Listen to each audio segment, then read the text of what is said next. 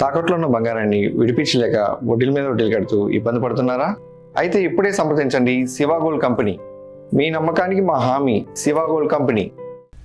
Gulf ప్రాంతంలో యుద్ధ జ్వాలలు మరింత ఉవ్వెత్తున ఎగసిపడుతున్నాయి. ఇరాన్ పారామిలిటరీ దళం రెవల్యూషనరీ గార్డ్స్ లక్ష్యంగా అమెరికా సైన్యం భీకర వైమానిక దాడులకు తెగబడింది.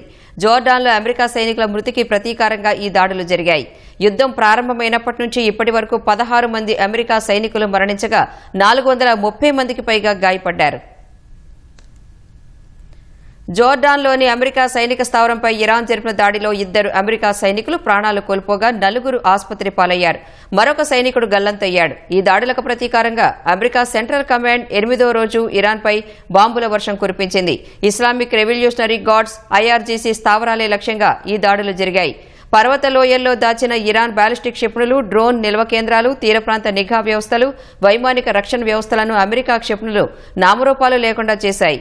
ఇరాన్ వైపు ఈ తాజా దాడుల్లో 50 మందికి పైగా మరణించగా 500 మందికి పైగా గాయపడినట్లు సమాచారం.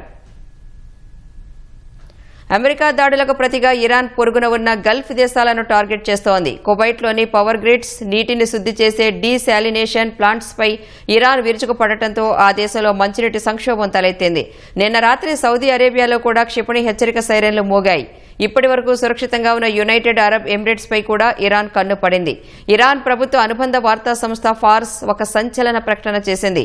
అమెరికా గనుక దాడులు ఆపకపోతే దుబాయ్, అబుదాబి విమానాశ్రయాలను, అలాగే జబెల్ అలీ, ఫుజైరా ఓడరేవులను తక్షణమే ఖాళీ చేయాలని హెచ్చరించింది. ఈ హెచ్చరికలపై గల్ఫ్ కోఆపరేషన్ కౌన్సిల్ తీవ్రంగా స్పందించింది.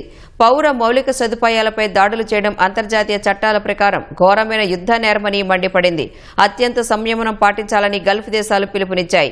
హార్మోజ్ జలసంధి వేదికగా జరుగుతున్న ఈ యుద్ధం కేవలం గల్ఫ్ ప్రాంతానికే పరిమితం కాకుండా అంతర్జాతీయ చమురు మార్కెట్ను, ప్రపంచ ఆర్థిక వ్యవస్థను తీవ్ర సంక్షోభంలోకి నెట్టే ప్రమాదం కనిపిస్తోంది.